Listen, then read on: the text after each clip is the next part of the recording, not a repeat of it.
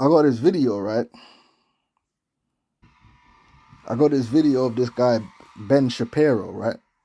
Now, he's commenting on the situation the other day when Mossad exploded all them pages and them walkie-talkies and maimed a whole bunch of people and killed a couple people, right? An act of terrorism if anyone else had done this on the face of the planet Earth, right? And you'll find that Volkan Malone will be quiet about these things. He won't mention, he's not going to go back and mention the 40,000 Palestinians that have been killed to date, 20,000 of them children. He's not going to talk about all that no more.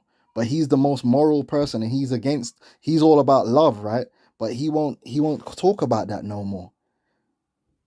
Why? Because he doesn't have actual morals that he stands by. He will only weaponize his morals when it comes to dealing with us. Then he's against hatred and all these different things. Now, check this out. Military intelligence operation of all time. Now, first of all, it would take a heart of stone not to cry and not to laugh at what I'm about to say. I understand there are people out there today who are upset if you laugh at this. You should be laughing at this. The people who were damaged yesterday were targeted in the most specific targeted strike in the history of urban warfare. In history, without a doubt. Not only that, I will just say there is nothing immoral about laughing or chortling over terrorists who get their balls blown off.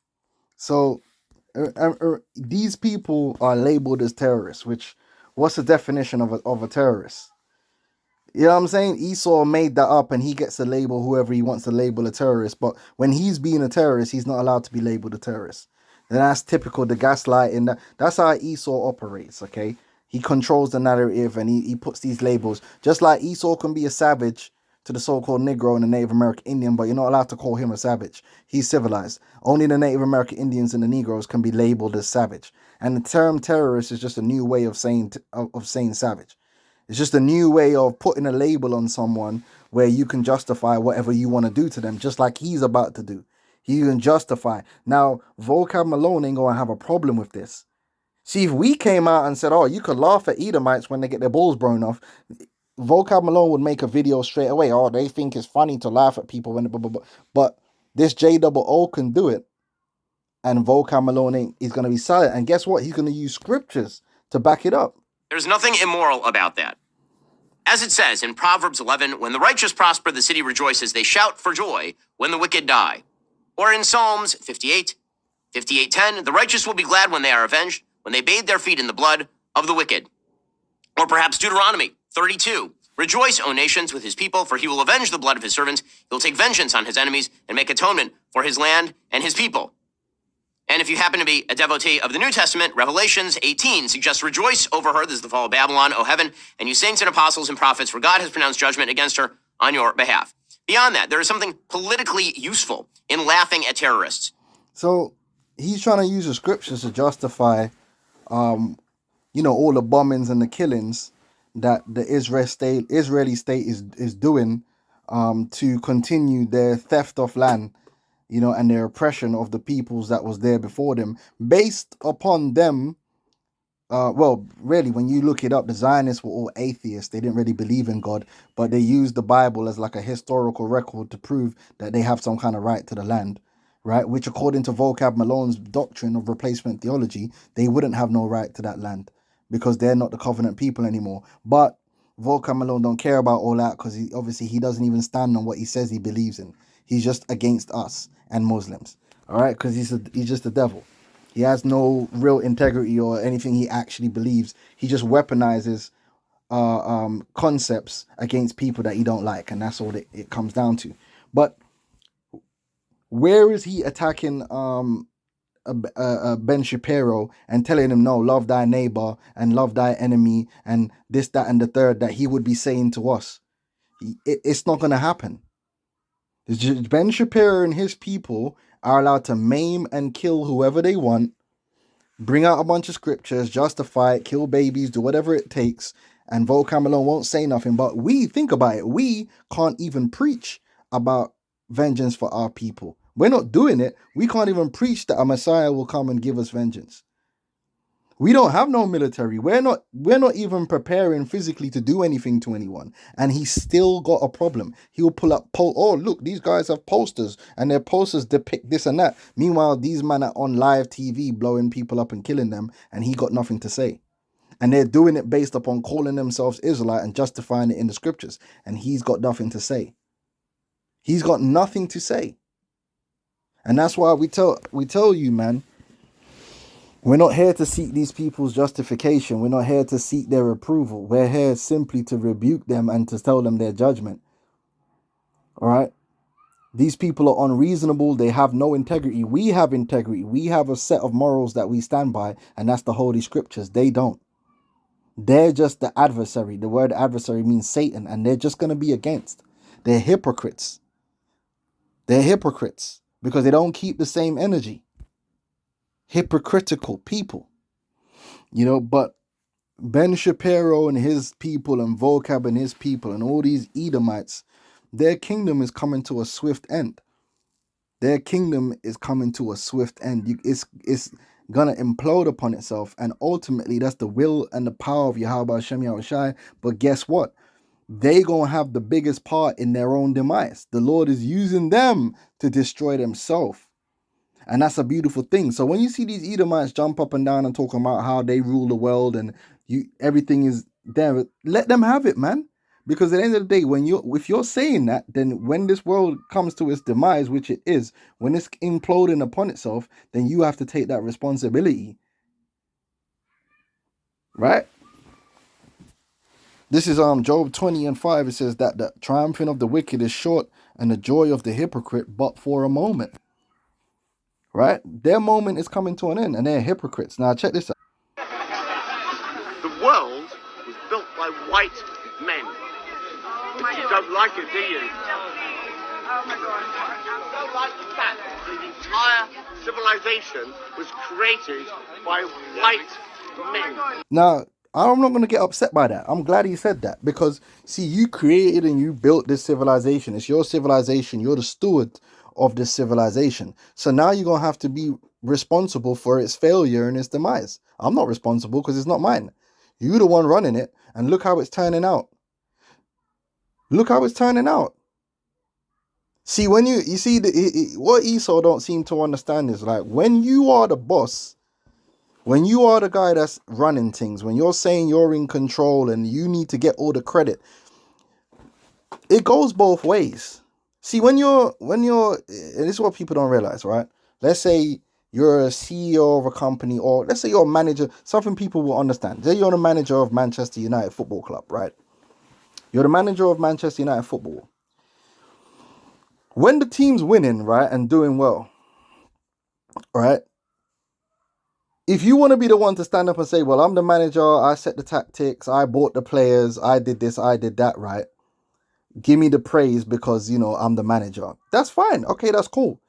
When everything goes downhill now and it's burning in flames, it's too late to then turn around and say, oh, well, it wasn't me, it was this. No.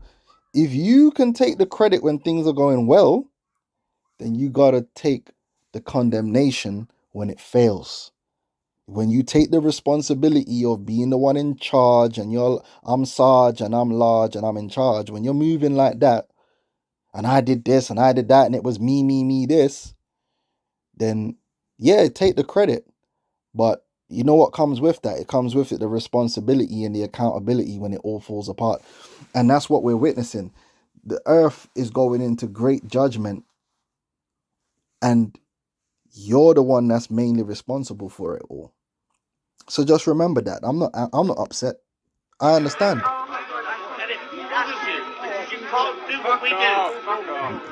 Right? And what it is that more and more these Edomites, even though they've been the one with all the power and the control and the money, and they've been able to do whatever they want in the earth, as it is written, let's read it. The earth, Job 9:24. The earth is given into the what? Job 9:20. Oh, 9:24. Job 9:24. It says the earth is given into the hand of the wicked. Your earth was given into your hand. If the earth is in your hand and you're the one in control, then you're going to have to take responsibility when the Most High is like, yo, so what did you do? What did you do when you were made stewards over the earth? Like, what did you do? You destroyed the people. You led the people into Armageddon, right? You destroyed your own kingdom. The wicked is snared by the work of their own hands. You're going to have to hold that responsibility. It ain't the so-called Negro. You want to blame the so-called Negro for the fall of America. Motherfucker, you was the one that was in power and in control. Right? You are responsible. You control every facet of America. You are the social engineers. So if the society is being engineered into destruction, you are the one that did it. Let's not start playing games out here. It's like Ten Hag. You set up you training, you coaching the team, right? And the players go out there and get slaughtered. You want to blame the players. Oh, nah, this player is the problem. You get rid of that player, he goes to another team, he's doing well. You get a new player, and it's the same thing. Mel, at some point, the problem ain't the players. The problem is you. And that's what the world is going to find out. That the biggest issue and the biggest problem in the earth right now is the rulership. And you're the one that's in rulership. You are the major problem in the earth, right? That's why the kingdom of heaven, what comes with the kingdom of heaven is righteous rulership, the instating perfect rulers, the sons of God. You Edomites, you're a big problem in the earth because you have the power and the money and your heart is darkened. So everything you do brings this ultimate corruption and destruction because that's what's in your heart, right? The earth is given into the hand of the wicked. He covereth the faces, the judge thereof. Therefore, if not, where and who is he? All right. You created the Negro in America and the way they are. You are a big part of the way they are because you socially engineered them and helped them to be that way. You run the media, the gangster rap, and all this stuff, the education system, and we could go into all the different ways that you seduce the people into a way which is not good. You pushed feminism that destroyed the families. Yes, the people have to accept it, but you're the one that pushed it down people's throat. You're pushing LGBT right now. You're the one that's pushing all these things. Woe unto him that giveth unto his neighbor strong drink, that he may look upon the nakedness. You are responsible, man. You have a responsibility because you are the one with the power and the money to fulfill your plans in the earth.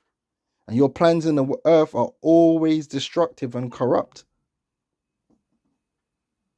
It is not good. It's evil. Right? The first time you Edomites gained any kind of power and authority in the earth, what happened? This is First Maccabees 1 and 9. And after his death, they all put crowns upon themselves. So did their sons after them. This is the Greeks. And many years and evils were multiplied in the earth. You Edomites multiply evil in the earth. But you see, you want to be seen as the saviors of mankind and the most civilized. You're not.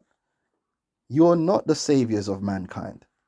You're the destroyers of mankind. Through your rulership and your leadership, the earth is going to go into the second death. That's on your watch. You manage the earth into the second death. That's the truth. Oh boy, to hell with these devils, man.